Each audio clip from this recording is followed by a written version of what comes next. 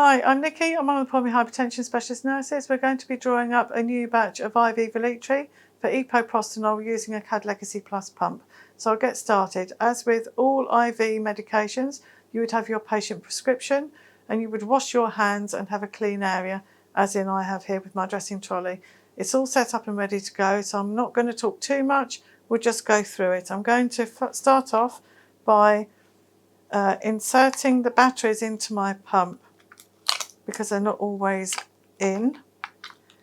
So to make sure that you have live batteries, you make sure that your pump is ready to insert. If your batteries have enough life, the pump will automatically turn itself on. Put the back cover on. Okay, and the pump has turned itself on. It will go through its own safety settings and it will beep a few times to let us know that it's happy for us to use it. It's going through its settings.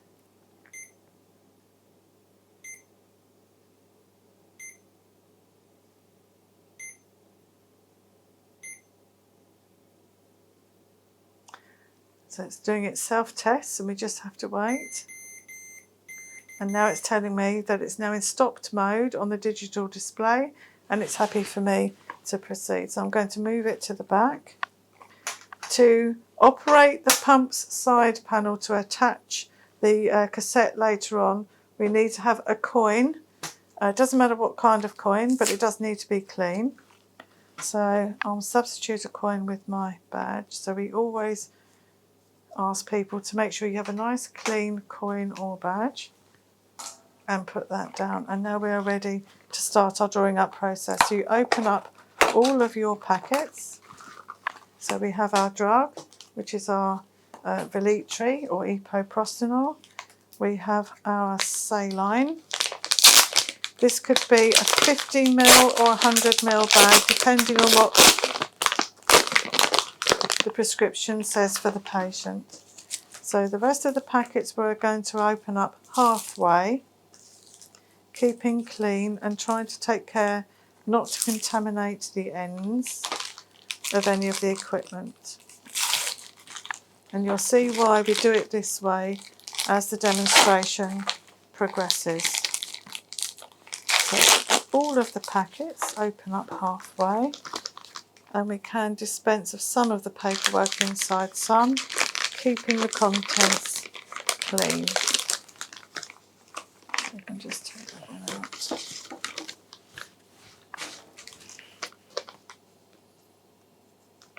Let's see if we can open it. Some of these things take a minute or two.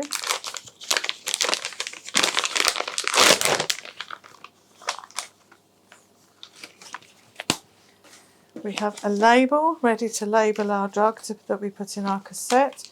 If it's a patient's own, make sure that it's a suitable label. And we have a mug to stabilise the cassette when we're filling it. And we have a new little device that a patient's husband has made that's arrived today. So we're now ready to start.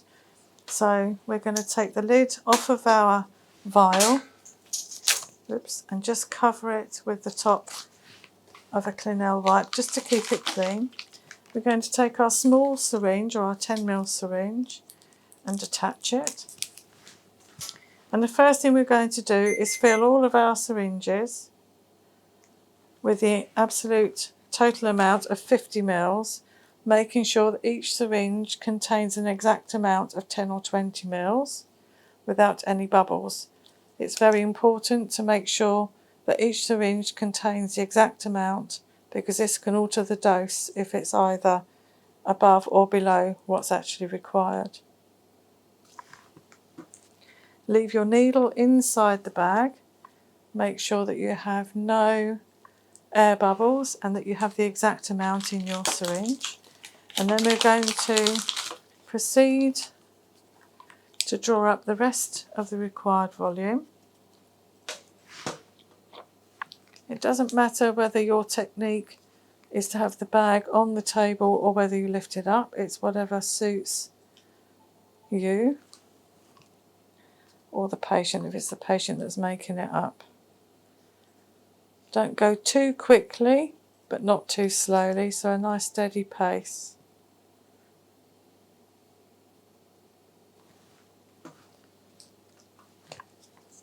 Get your bubbles out, making sure you've got exactly 20, and back into your packet to keep it clean.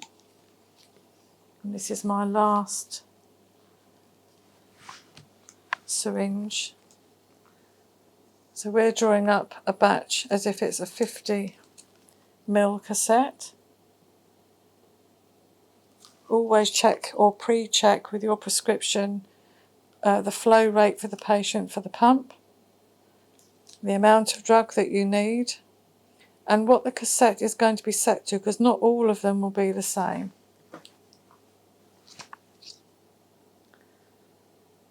And that should give us our volume. So now we can dispense of our needle in a yellow bin, and the saline goes into an ordinary bin, a domestic waste. So now we're going to just take our top wipe off of the Velitri, taking our small syringe. If you have a 100ml cassette, you would have 5 20ml syringes, so just select one with your volume, and we're going to make the drug up. So again, it's about manipulating the bottle, not shaking it too hard. Velitri is a white powder. It will mix almost like tap water, so it should be completely clear before you draw it back into the syringe. So you're looking to make sure that there's no white flecks, and that there's no white flecks of powder stuck around the cuff or the bung at the bottom of the bottle, or around the sides. So I can see now that it's mixed, and I'm now going to draw it back into my syringe. And the general rule of thumb is that you started off with exactly 10 mils in your syringe. You should end up with exactly 10 mils at the end, excluding any air bubbles. There will always be a very small residual amount of fluid left in the vial, and that is normal. The manufacturers have made the bungs deliberately to act like that, so you don't get too hung up on it. So we then take that out. Make sure that you have got your 10 mils exactly. Remove your needle and put the syringe back. So now we're going to get rid of both of those into the appropriate disposal. So the next thing is to actually fill your cassette, and we're going to use a cup today. So you would always have your cassette line facing down. This new device has been made by a patient's relative, and that can go in there like that. So if you're demonstrating to a member of staff or to a patient, if the patient would like one of these, please contact the pulmonary hypertension specialist nurses, and we'll sort out trying to get hold of one for you. But for today, because it's something that we all have access to, is a basic mug or cup, always have the line facing down. The first thing you're going to do is to fill your cassette with your drug. So select your syringe that has your drug in it, and just start to fill your cassette with a slow, firm pressure. Don't go too quickly, because you will end up creating extra bubbles or air bubbles. So we have that one there. And you're going to fill the cassette with all of your volume. Please remember to check all of your equipment before use, as you would with any normal IV procedure, for your expiry dates and your efficacy for your packets. And take a note of any lines that you're using for patients when they're inpatients on the ward. That's our second syringe, so we can get rid of those. The procedure is slightly different with our third syringe, so we're going to attach it. You're going to push all of the fluid in, and you can usually feel the pressure building with your thumb. And if you can look at the cassette, you could see that there is the air collecting at the corner of the cassette, and that is how it should look. So I'm now pushing quite hard on my thumb to get all of the fluid in, and now it's all back. So now what I'm going to do is to pull back on the syringe to get the air out of the cassette, and just keep in tight control with my thumb. I'm allowing it to come back. keep hold of your clamp. You may need to disattach the syringe from the line to remove any extra air. Sometimes it's not quite enough, just one syringe. Yeah, so we're going to clamp. Try not to touch the ends too much, unclamp. Just squeeze some of the air out. I wouldn't go right to the end because we've also got some fluid in there. Reattach. And again, keep in control. Take it off. So now we are looking for the fluid to fill the top of this line as it comes down all the way along the line and into our syringe. So when you can see the droplets coming through, yeah, I can see now that that line is full of fluid. So now I will hold that there and clamp it off. I will check to make sure that I have no more than 1 ml in the end of that syringe, so we're not wasting too much drug.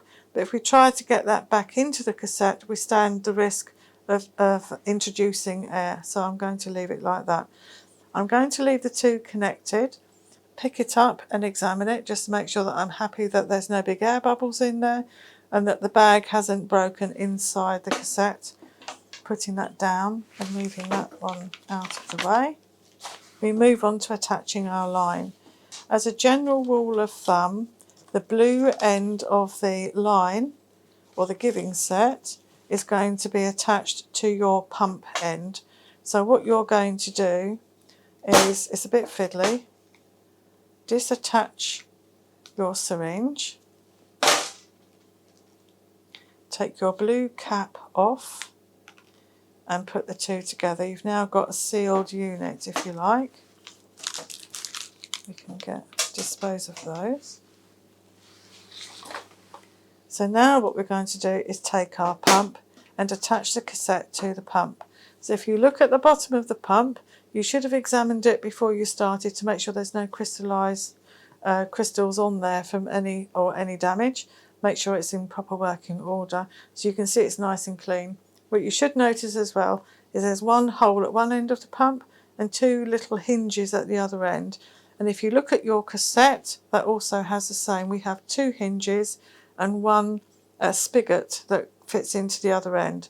So you're going to hinge it onto the pump. So it goes on like that and you push it down.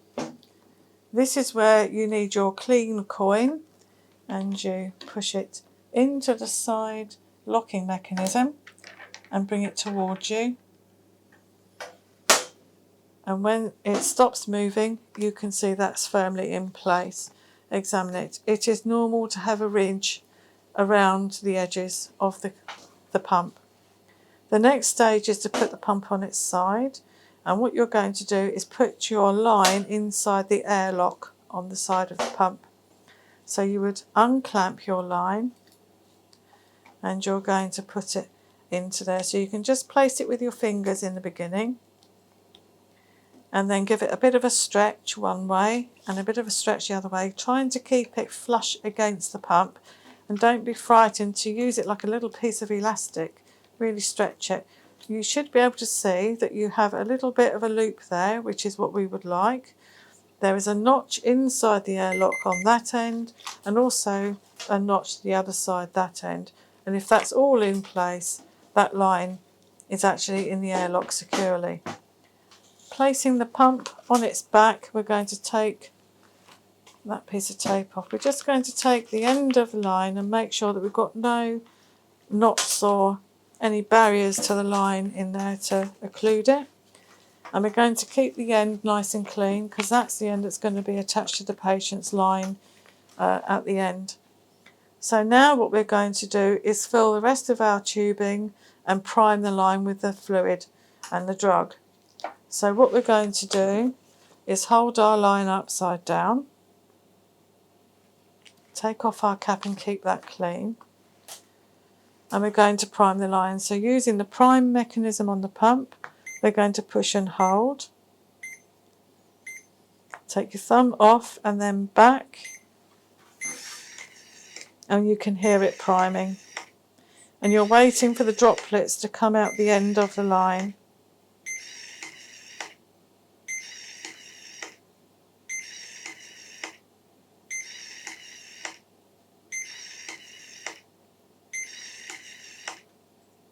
Okay, you may need to do it more than once. Just take your thumb off and then replace until you get your fluid. So now we can see we've got a droplet.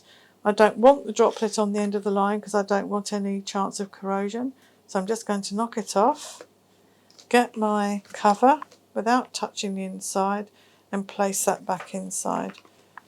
If the pump is still saying prime, just press stop once and the pump will go into stop to mode. The next stage is to actually start your pump and see whether you've been successful in attaching it all and getting it to run properly. So what you're going to do now is push the stop start button, push and hold whilst it's starting, and after your 3 dashes, take your fingers off. The pump will go through its settings, and providing you've checked the pump with your prescription and your settings before you started, it should be fine. The pump at the end, if you've done everything correctly, will say run, and it will tell you its reservoir volume. If you want to check your settings afterwards with your patient, to check it with your prescription, you just press the next button to take you along the menu to check your settings. And then it should eventually go back to run. So the pump is now running and we've been successful. And that is it. So now what you would do is take your pump in a receptacle, anything that you would like, with a new Clinell wipe, and you would go to your patient, check your patient with your prescription, and you would then go to attach your new batch of Velitri to your Hickman line or your PICC line. If it's a Hickman line, make sure, or PICC line, just make sure it's clamped off before you do the change and unclamped afterwards. Thank you very much.